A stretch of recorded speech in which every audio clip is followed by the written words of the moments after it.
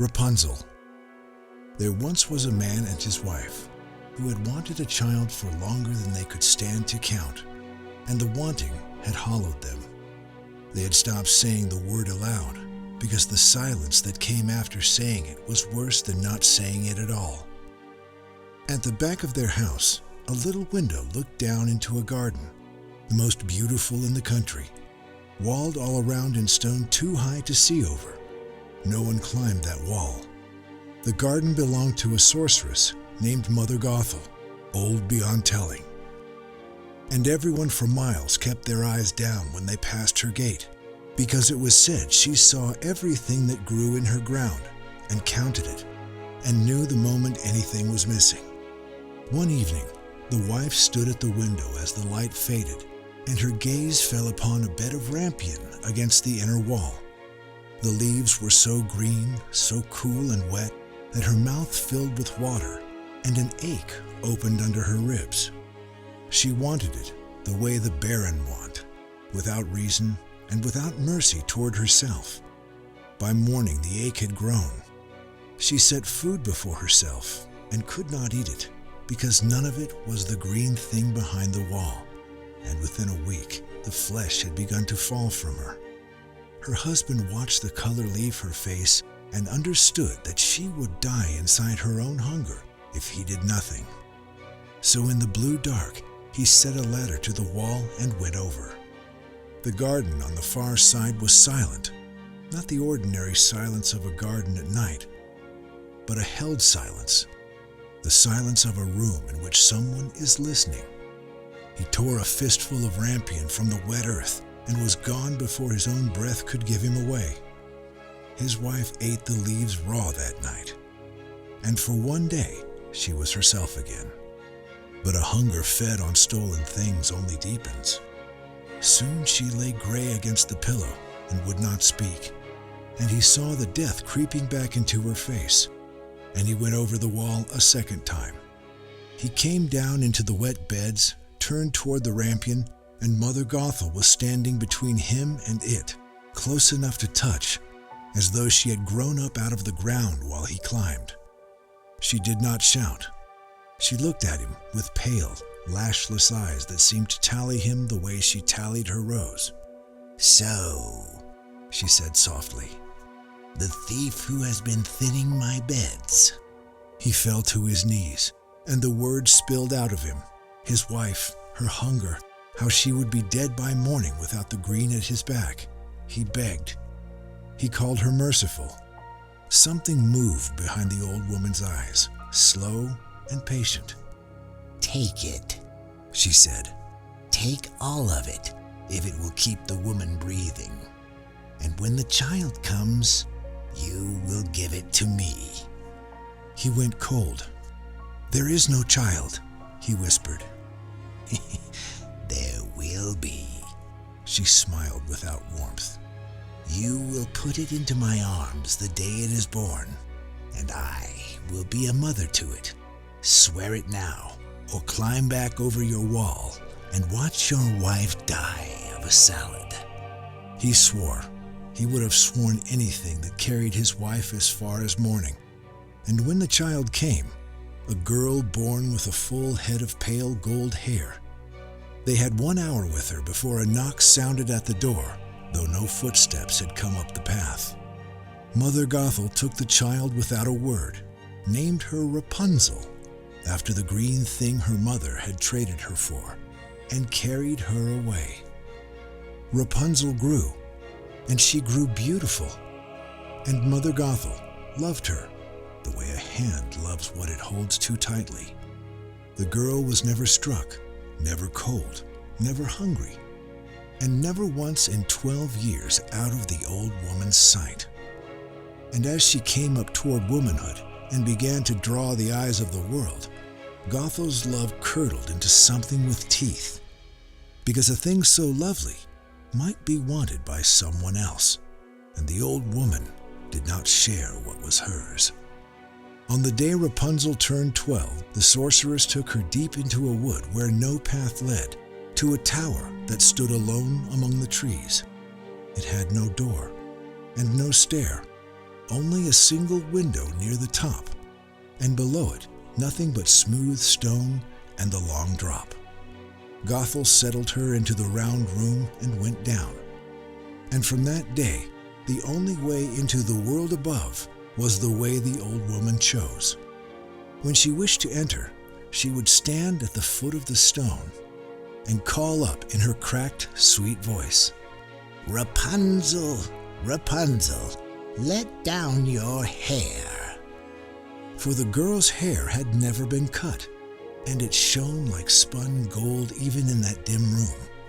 She wore it in a great plaited rope, and when the voice came, she would wind the plait once around the iron hook in the window frame and let the rest fall, 20 ells of it, down the outside of the tower to the ground, and the old woman would take hold and climb.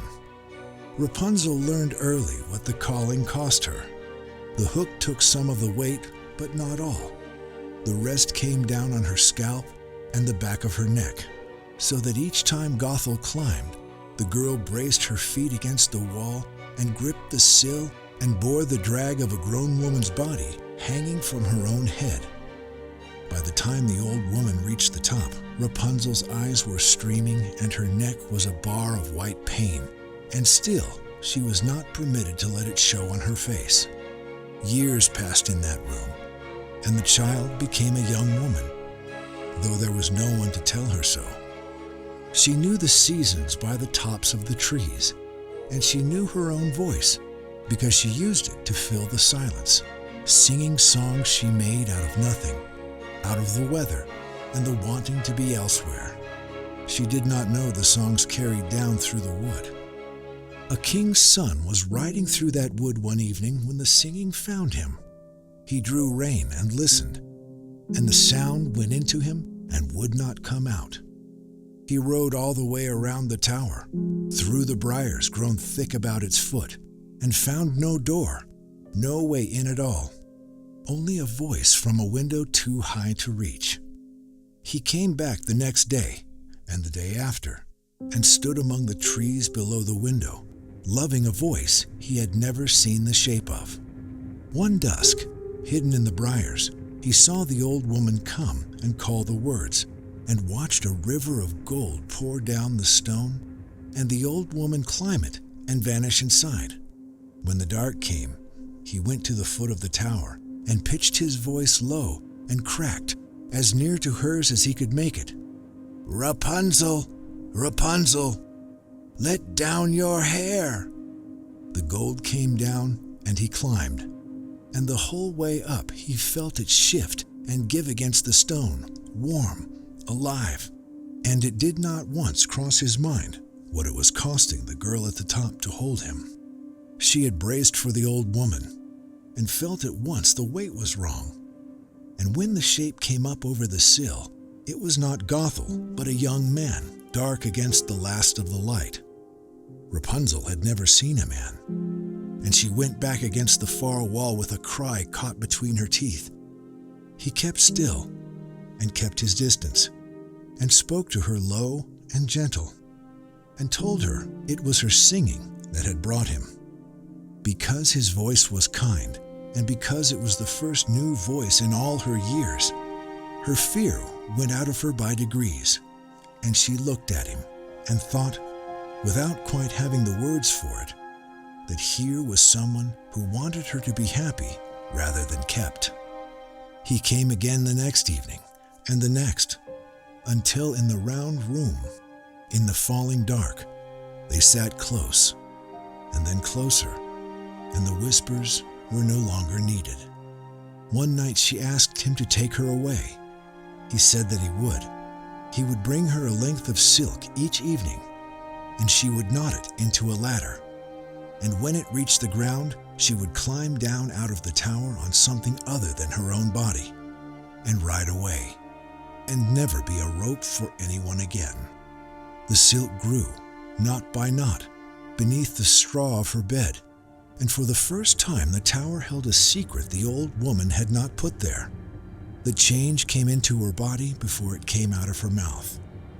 Through that winter, her dress drew tight across her, and she did not understand it, having no mother but the one who had stolen her. And so one morning, as Gothel came up over the sill, the girl said in perfect innocence the thing that ended everything. "Mother Gothel, tell me why my clothes have grown so small for me, when they fit me so well before." The old woman went very still.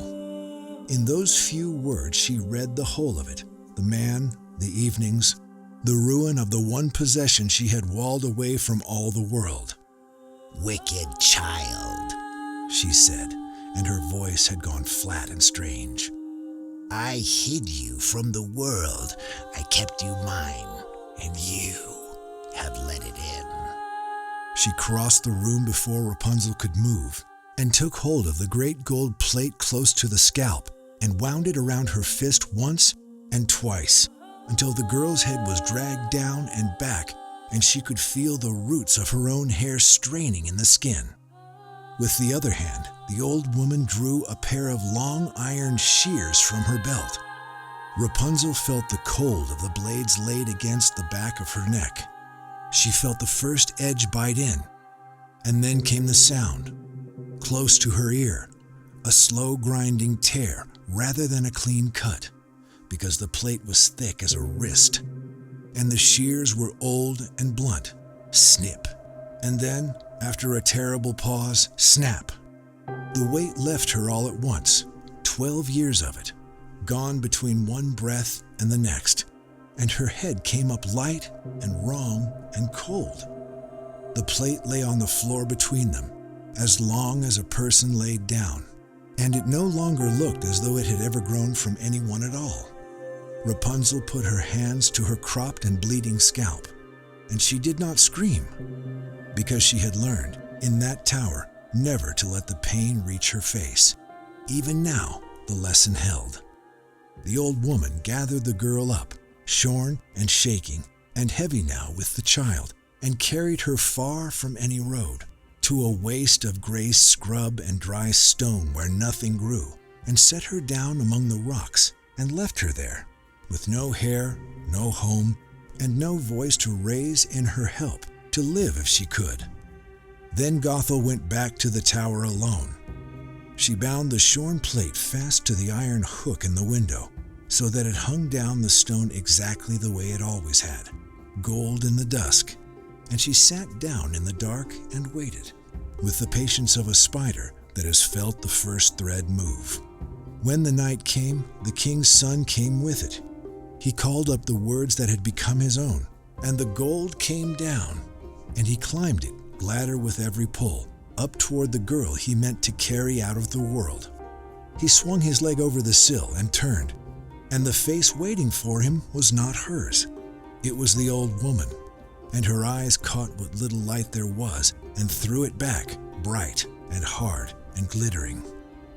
"You came for your pretty bird," she said. "The nest is empty. She sings no more, and she will never sing for you again. The cat has her now." She leaned close, and her voice dropped almost to tenderness.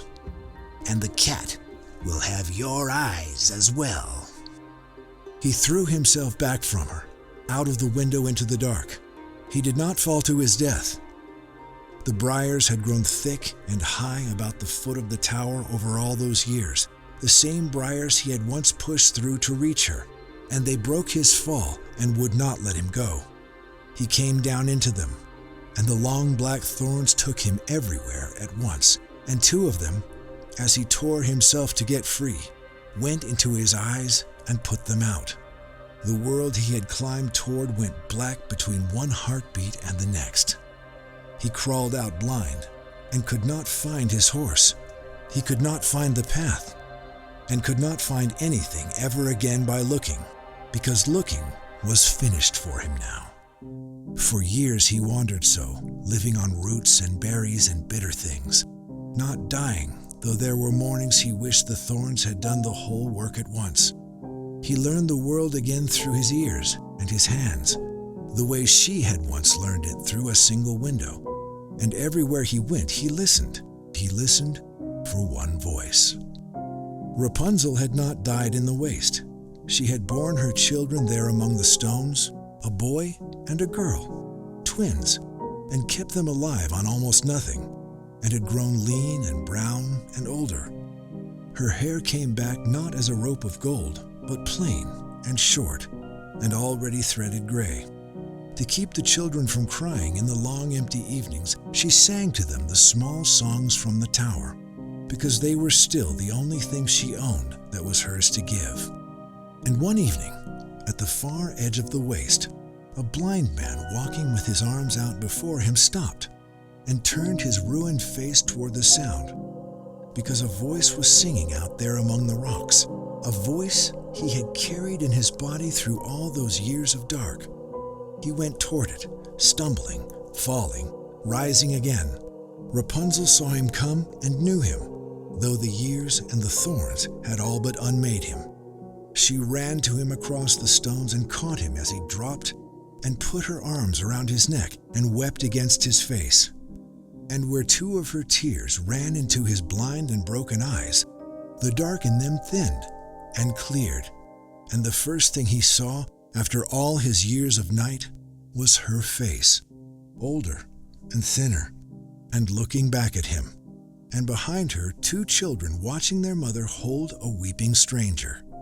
He took them all out of the waste and home to his father's kingdom, where there was joy and feasting and warm rooms with doors that opened and closed as doors are meant to. But the dark he had lived in did not entirely give him back. On some nights, with his wife asleep beside him and his children safe down the hall, the king's son would wake in the black with his heart going hard and lie still and listen until he was certain, quite certain, that no voice was calling up from below for someone to let something down.